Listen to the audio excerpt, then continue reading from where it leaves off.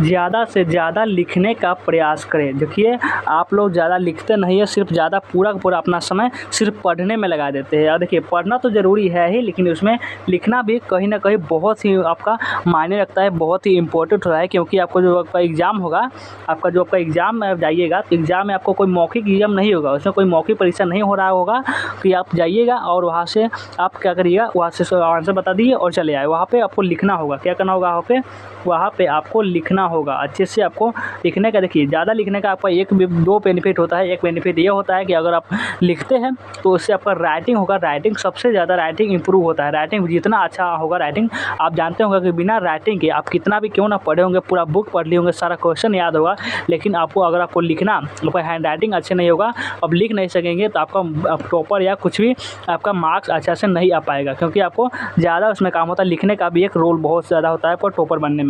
तो इसके लिए आपको जितना ज़्यादा हो सके दिन में तो 1-2 घंटा लिखना ही है।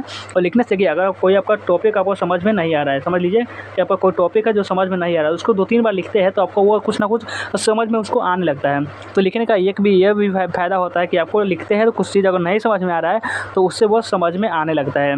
तो इसीलिए आपको जब ज़्यादा से ज़्यादा लिखना चाहिए।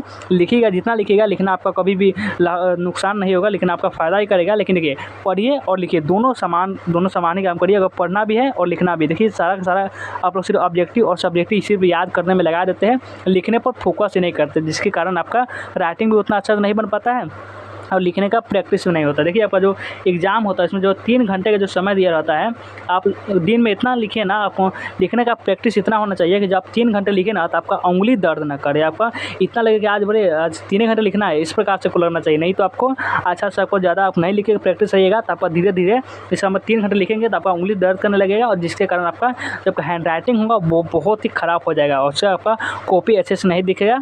तो इसके लिए आपका पूरा लिखने का प्रैक्टिस होना चाहिए। और कोई भी चीज़ होती है बिना प्रैक्टिस का वो संभव नहीं है लिखना। आपको एग्जाम में जाने से पहले जितना हो सके आपको प्रैक्टिस करना है लिखने का, वो अभी से प्रैक्टिस कीजिएगा। पर राइटिंग भी बहुत अच्छा होगा, जितना अच्छा आपका राइटिंग होगा उतना ही अच्छा आपका मार्क्स आता है। तो सब ज़्यादा राइटिंग पर भी बहुत सारा निर्भर करता है आपका मार्क्स। तो राइटिंग के ऊपर देखिए, और समझ लीजिए एग्जामिनर एक कॉपी खोल रहा है, समझ लीजिए कि एग्जामिनर जो है ये कॉपी खोल रहा है, समझिए कॉपी खोला, देखा करें कितना अच्छा राइटिंग है तो इसको क्या करेगा, सीधे से चेक करेगा। और आप समझ लीजिए कि इसमें 2 मार्क्स दे दिया, इसमें निकल गया, इसमें देखिए इसमें आपको 3 मार्क्स दे दिया। तो क्या करेगा, इसको हैंड राइटिंग में सबसे ज़्यादा रोल होता है ना, हैंड राइटिंग, उसका नज़र हैंड राइटिंग पर पड़ता है। उसके बाद जैसे आपको क्या करेगा, वो आपका हैंड राइटिंग पर ज़्यादा नज़र पड़ेगा। उसके बाद ही आपका ये आंसर पढ़ेगा कि हिमालय कहने पर भारतवर्ष की भौगोलिक सीमा, ये सब कुछ पढ़ेगा। जब का राइटिंग देखा तभी ना, अगर राइटिंग समझ लीजिए कि यहाँ पे कट है, यहाँ पे कट है, तो आपको नहीं पढ़ेगा ना। इसलिए आपका राइटिंग जितना अच्छा आपका राइटिंग हो उतना ही अच्छा आपका मार्क्स आएगा। तो इसीलिए जितना हो सके आपको लिखने का प्रयास करना चाहिए। कितने स्टूडेंट हमारी बात मानेंगे एक बार कमेंट में बताइएगा। और वीडियो को लाइक नहीं किए होंगे तो वीडियो को लाइक कर लीजिएगा और चैनल को सब्सक्राइब कर लीजिएगा अगर आप न्यू स्टूडेंट है तो।